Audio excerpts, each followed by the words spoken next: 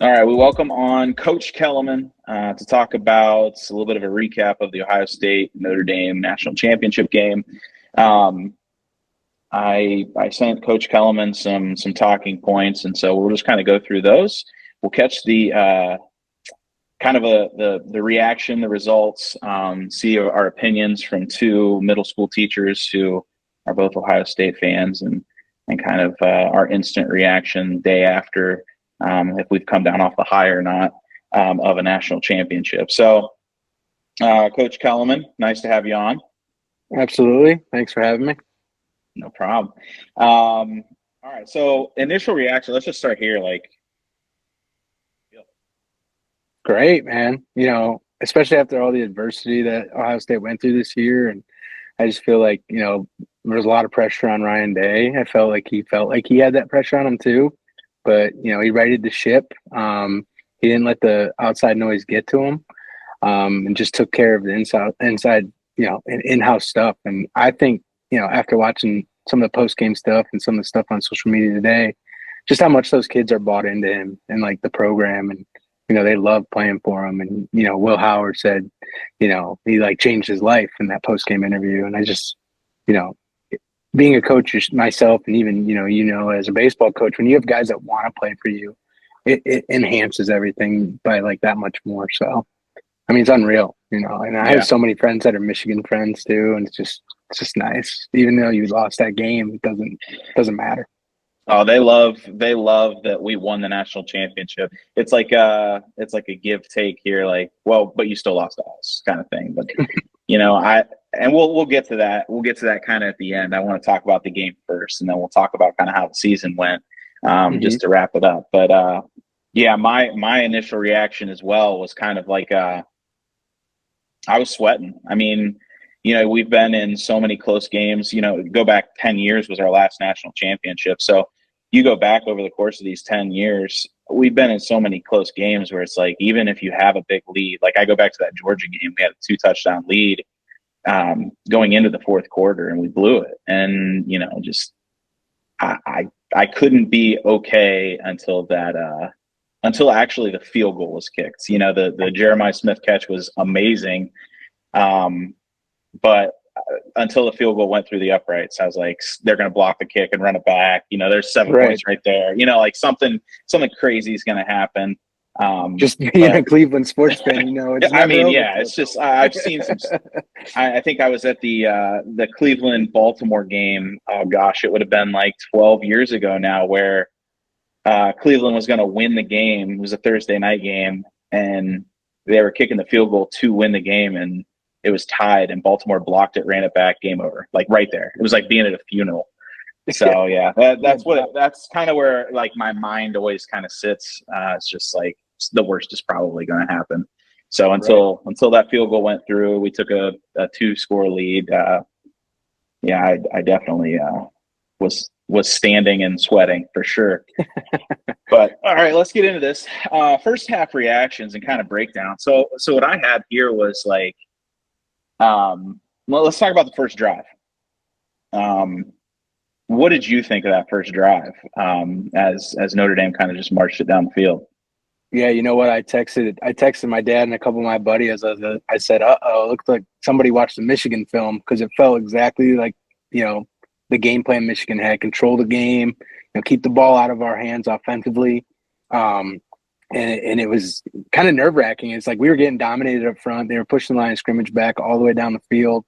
And honestly, like watching the Notre Dame game against, I'm drawing a blank on Penn State, right?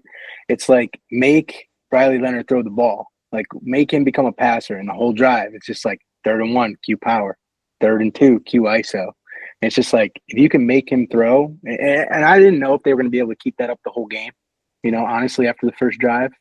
Right. But the Yeah, initial it's in thought my after that first drive is like, oh man, we could be in for a long, grinder. But yeah, I definitely that's wasn't. Go ahead. yeah, that's in my notes as well. I you know, after that first drive, I was like, oh dang, anytime like you just come out and throw the first punch, it sets a tone for the game. And I think that's what Marcus Freeman was trying to do was just like set the tone, hope his defense gets a stop. I mean, that would just like take the air out of the stadium.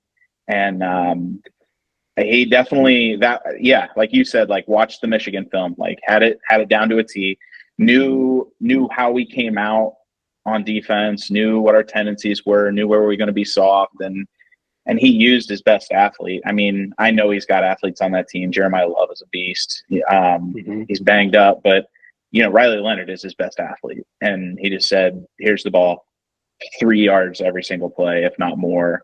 Yep. But I was right there with you. I was worried because it was that first punch. But then I thought to myself after it happened, it was still early in the game. They did drain a lot of clock, but I was like, there's no way they can keep this up. There's no way. I mean, he looked like he was going to die that last play before he scored. I mean, they had to pick him up off the ground. So I was like, this can't be their game plan. It was a great first drive, but there was no way they were going to be able to sustain that. So I really think it was just Marcus Freeman saying, we're going to throw the first punch. The old Mike Tyson saying everybody's got a plan until they get punched in the face. They wanted to land that first punch and then see what happened. And so they did. But I think that's where it ended. I mean, it just literally, like, their team just could not do anything after that point. So that brings me to like the Ohio State side of it. I thought our first drive was even better than their first. I know their first drive was just like methodical down the field, take 7.5 minutes off the clock. But I thought our first drive, I thought Chip Kelly was like, we're not going to play like we played against Michigan. We're going to open the playbook. And they had a couple plays that, I mean, they were just ripping off 10 yards left and right. For sure. Absolutely. I think it was great too, like, especially the first drive, getting Will Howard involved in the run game too. And I had said it, a lot throughout the course of the year, like, this dude at Kansas State would rush to close to like 80, 90 yards a game. And it's like, why don't we run some power read, some zone read? And you saw it on fourth down, against Texas the last game, he has the ability to run. And when you get that going, I think they kind of like mirrored the Riley Leonard, like, hey, we got a quarterback that can run too. Yeah. So to get him involved early was nice. But, we have some of the best athletes on the perimeter. And I know they talked about it all week. And it's like Notre Dame runs man coverage is no secret. And, defensive coaches are stubborn in the way they do things. It's like, hey, this is what we're going to do. And we're going to live with it because it's what we believe in.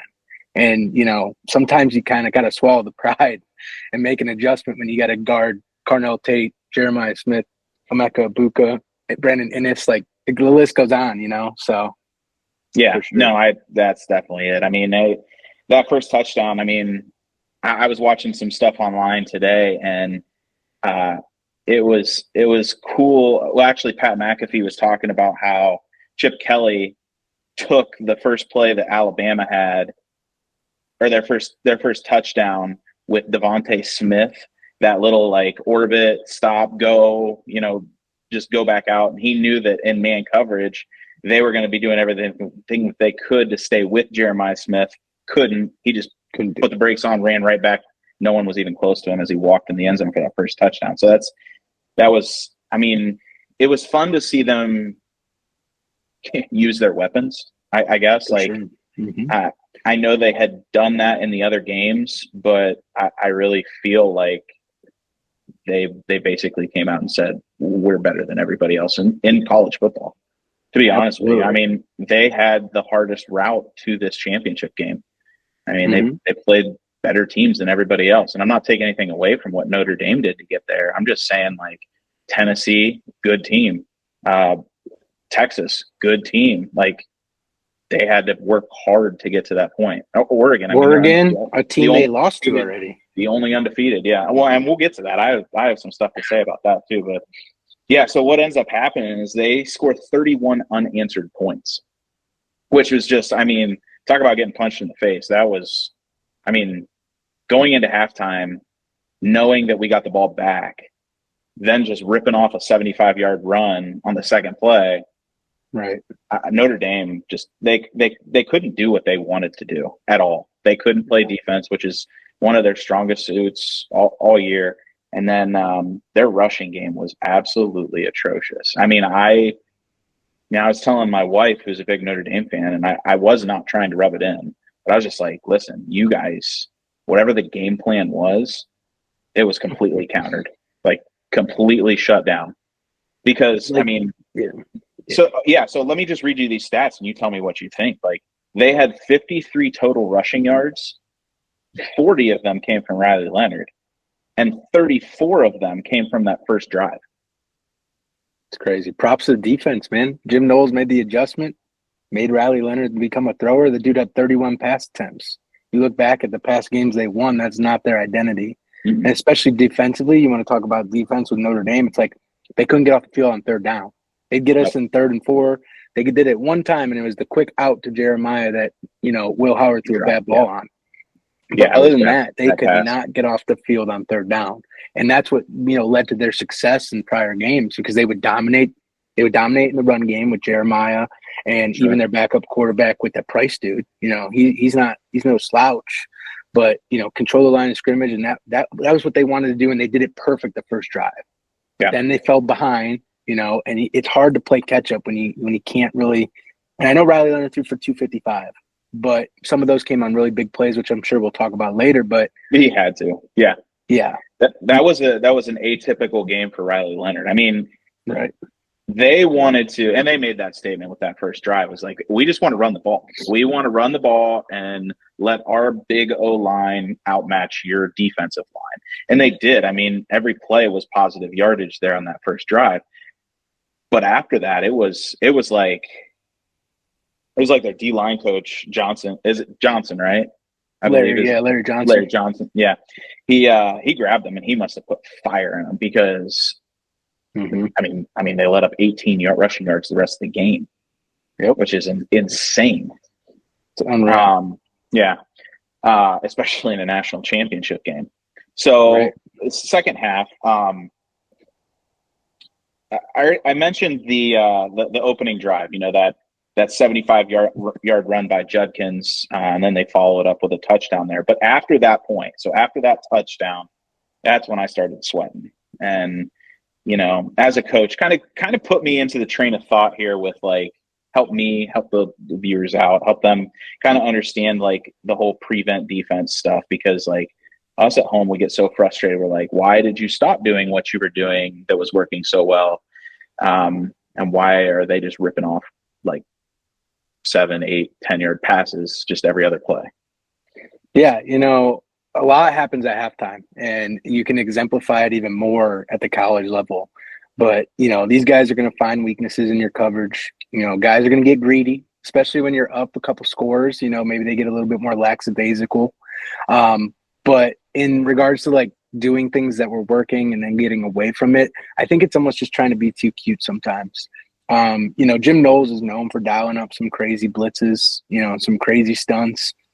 In the first half, he dialed up one that was like highlighted on the telecast. It was just unreal. And Cody Simon had a direct shot of the quarterback, and it kind of gets in your head. It's like, oh, well, let me try this, let me try that. And sometimes that stuff can bite you, when you're trying to do just too much, and I always say it too, just stick with what's working. I mean, and watching these games, especially, like, why get away from it? And that's kind of like with Notre Dame. The second drive, everybody's like, I wonder if they're going to run the quarterback. I wonder, like, yeah, I would too, until we prove we can stop it. You know what I'm saying? But in regards to like the prevent defense, I think it's more or less just, keeping it in front of this, in front of the sticks, keeping everything in front, eliminate the explosives. That's one of the big things you want to focus on in any, high school or college. Explosive plays flip the momentum of everything. They gain 60 yards. That Junkins play, you bring it up right out of half. Like, how demoralizing is that, Yeah. Yeah. Well, and that's and your goal too is to just drain the clock, right? Yep. Yeah. If you can keep everything in front of you, every play that you keep in bounds, the clock is ticking. So, when you're up 30, you're up 21 points, 24 points, it just becomes all right, how fast can we drain this clock and how can we? So, I mean, I can completely understand, like, somebody like Knowles. I mean, he's in that position. He's a revered coach. I mean, he knows what he's doing. And a lot of people like to be armchair quarterbacks and say those things. But I ask you because, that's literally your specialty with the football team. So hearing it from you definitely, helps. Um, And to just but kind of echo that real quick, like yeah, go ahead. Marcus Freeman's a great coach. Like Notre Dame's there for a reason. Like they're not just going to roll over at halftime. I mean, the amount of one-score games they've played, and you knew they were going to fight to the end. And the problem with that I noticed with Ohio State is we get so conservative. I feel like we just were like, all right, we're going to sit back and just like you just said, run the clock out. We'll run Q stretch twice, and it's like now it's 3rd and 12. Like, what are you going to do? Yeah, In a two-score game. So that's my only knock at the halftime thing. Like, right. Make them play. Don't play into the defense. In other words, is what you're saying. exactly. Like, you load the box with 8 guys, 9 guys. They know you're running it, and especially if you run it with the quarterback, you're not even giving yourself much of a chance. And I agree with that too. I know sometimes you put those weapons out there. Put them in a jet sweep or something. Mix it up. Don't just Yep. be power, power, power. Those kinds of things. And I think that's what's so frustrating about the Michigan game because you have the best athletes in the world on the perimeter, and Notre Dame had a freshman corner on Jeremiah Smith. And I'm not taking anything away from Christian Gray because he's a great player, but like sometimes, hey, my dude's better than your dude. And I don't care what down it is. Right. Yeah. Yeah. Um, well, and so that you brought up a good point on Marcus Freeman. I would love to have played for somebody like Marcus Freeman. I think that like he can bring more out of his players than most coaches. And I know Ryan Day was emotional throughout these college football playoffs, but like it's weird because I don't feel like I saw that same emotion throughout the whole season until after the Michigan loss. It's like something snapped. And again, we'll get to that, but like I just want to talk a little bit about Marcus Freeman in the second half. And like you could tell as he was going into halftime, he was like, man, these guys they're just not here right now. Like I got to get them here. And he was kind of defeated because I know as a coach, like you take that to heart. I mean, you say like, I didn't do enough to prepare them for this moment. And so you could tell he was kind of defeated going into halftime, but that's where, you separate the men from the boys. And you could tell that he went into halftime and that run by Judkins, it definitely hurts, but he led his team back to a 1-score game. And it was things like the Mbuka fumble and, the what was it, like that 60-yard pass to the wide receiver who just wouldn't go down. Those are the things where I'm like, this team is just playing with heart. It's not, they don't have the guys, the dude matchup on us, but they're just still out there playing with heart, and they're going to make this game close. So that's where I started sweat after the Mbuka fumble. I was like, oh gosh, this might be bad. Mm-hmm. So, but I think like one of the other things that I thought was going to go against us was special teams, which like to kind of round out the second half, you have that off of that fumble, Jeter misses the field goal, hits the upright, and then we come down, they bring it within 8 on a special, like a 2-point conversion. And then we just come right back and answer with that long ball, that 56-yard pass to Jeremiah Smith. And I think that fielding, I don't, after that Georgia game 2 years ago, I don't care how close you are. Like it just scares the crap out of me. So, Oh yeah. that play, like that's where the special teams, where I thought it was going to go the other direction. Fielding would have an error because the moment was too big. Jeter's been playing lights out ever since he had a couple rough games earlier in the season. He hit a clutch field goal against Penn State, and I just thought it was going to go the other way, and it didn't. I mean, it worked in Ohio State's favor in that regard. In the grand scheme of things, though, they shouldn't even have sent Jeter out there. It's a 16-point game with under 10 minutes left. You still have to score 2 touchdowns regardless. I was shocked they kicked that field goal, brutally honest with you.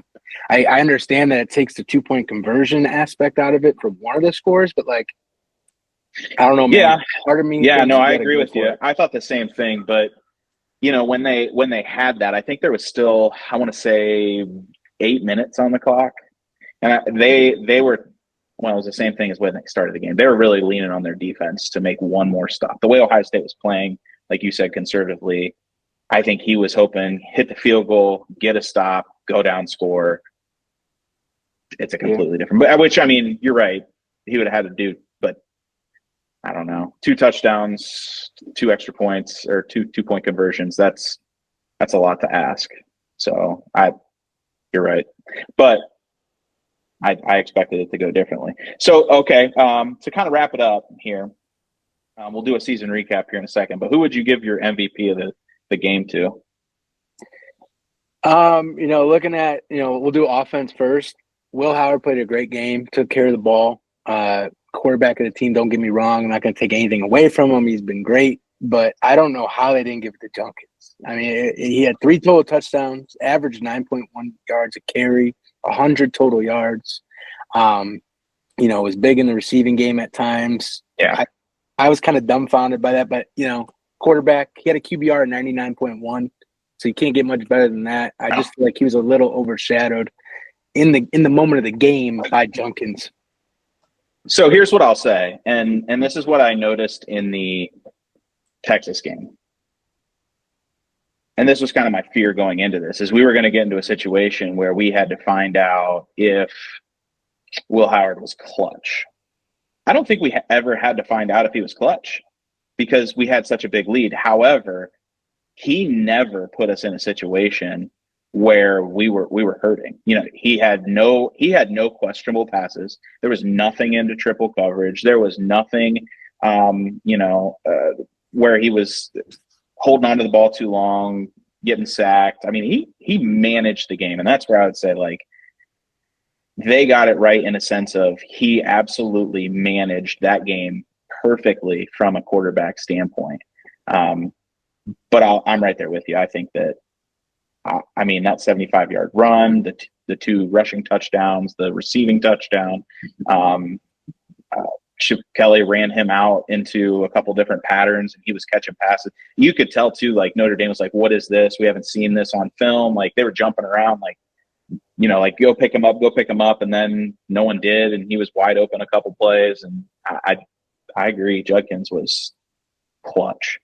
Mm-hmm. Yeah, on defense. So I'll start the defensive side. I think that JTT had some huge sacks. I think that he absolutely, playing through an injury, he absolutely blew up that line. They could not run the ball at all through him.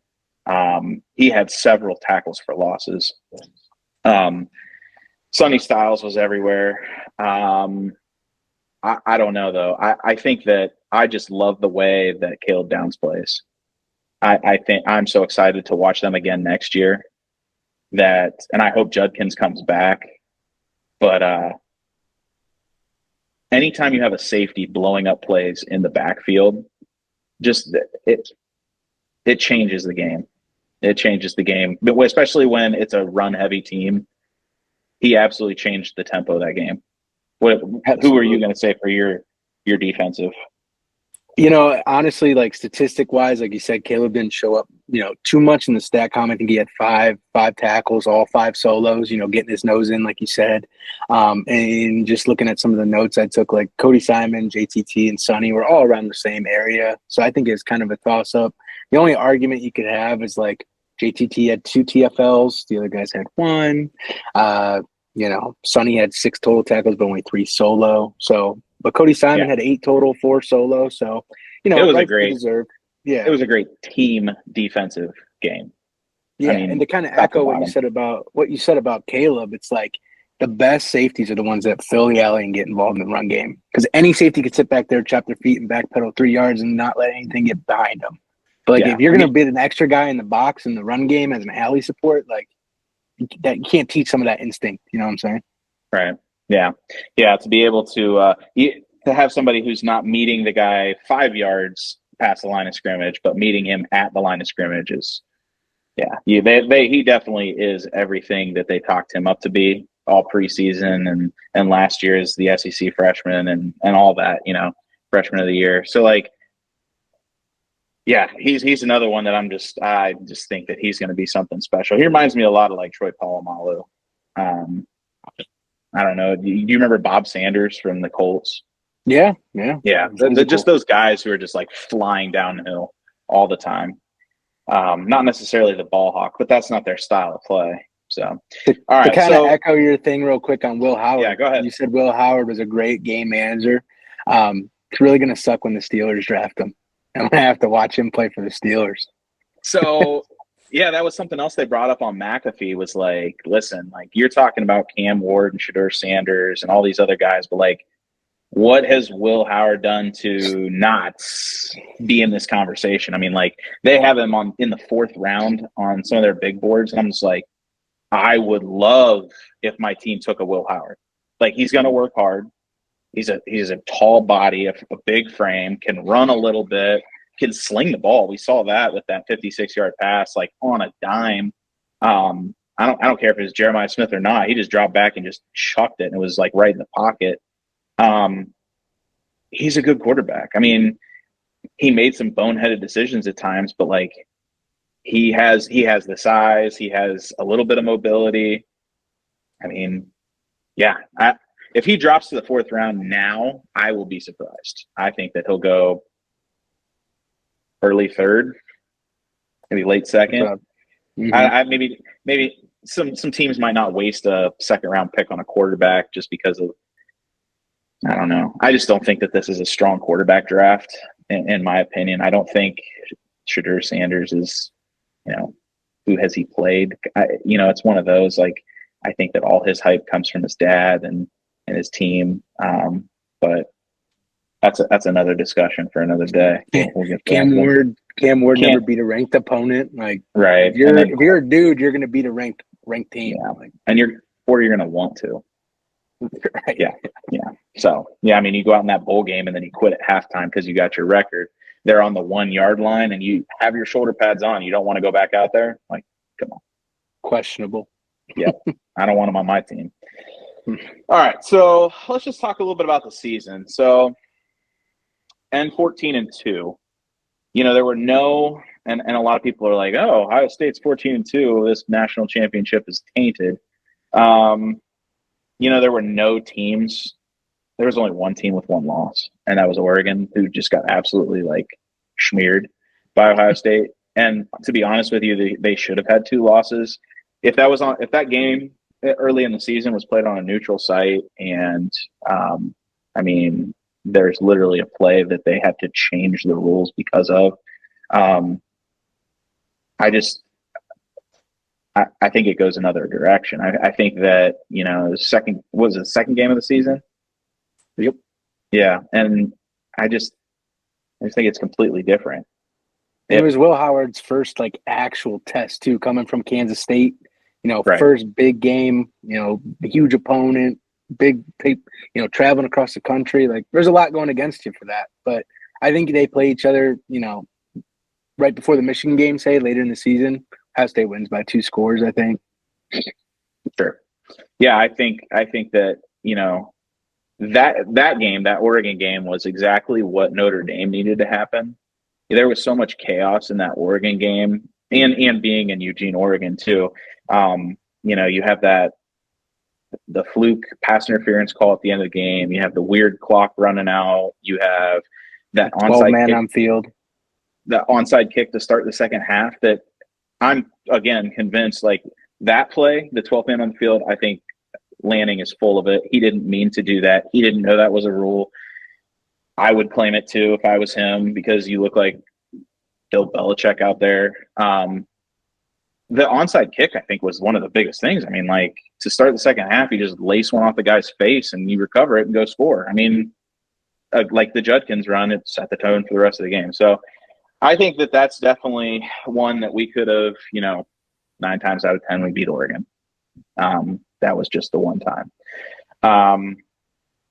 And then when you throw Michigan into the mix, anything can happen. And I think that, we got too full of ourselves and we said we're just going to attack that defense, and we didn't do it correctly.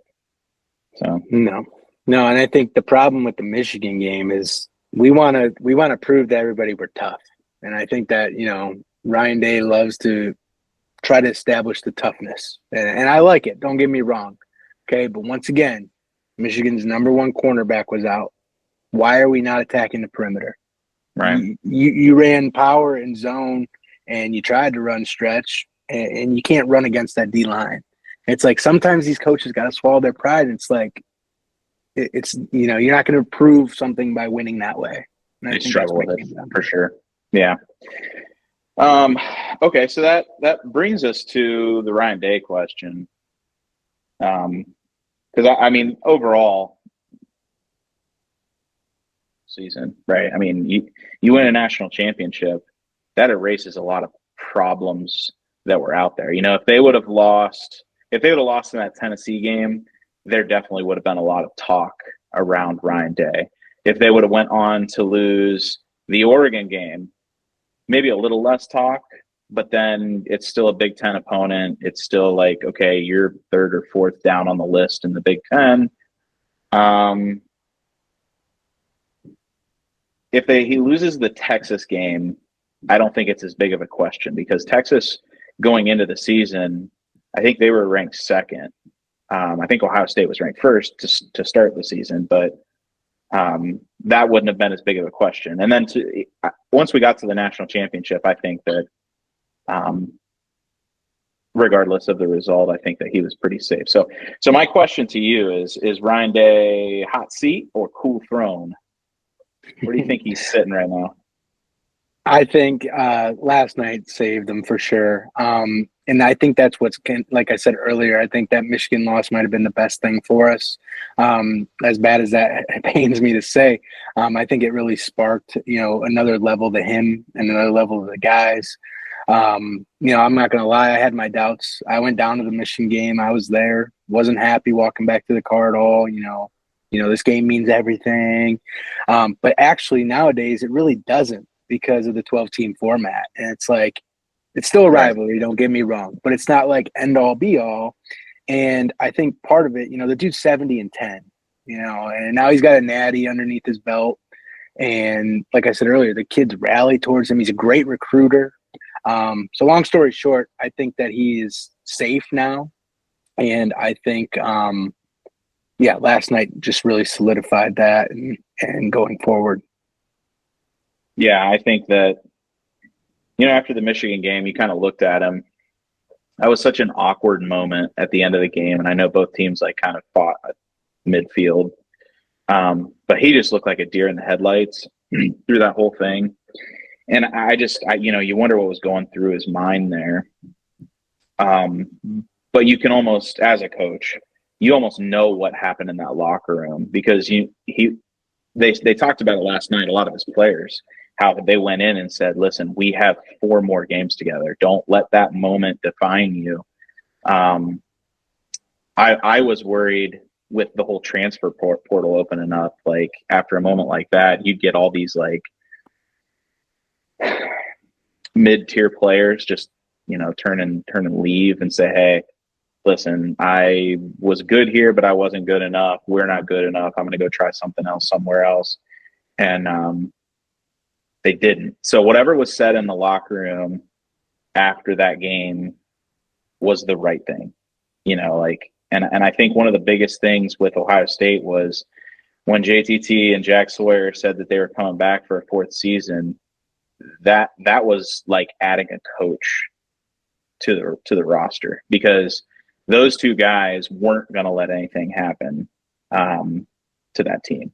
You have a new quarterback coming in. You do have Travion Henderson, who's a senior, and he was crucial to a lot of it, and Emeka Mbuka.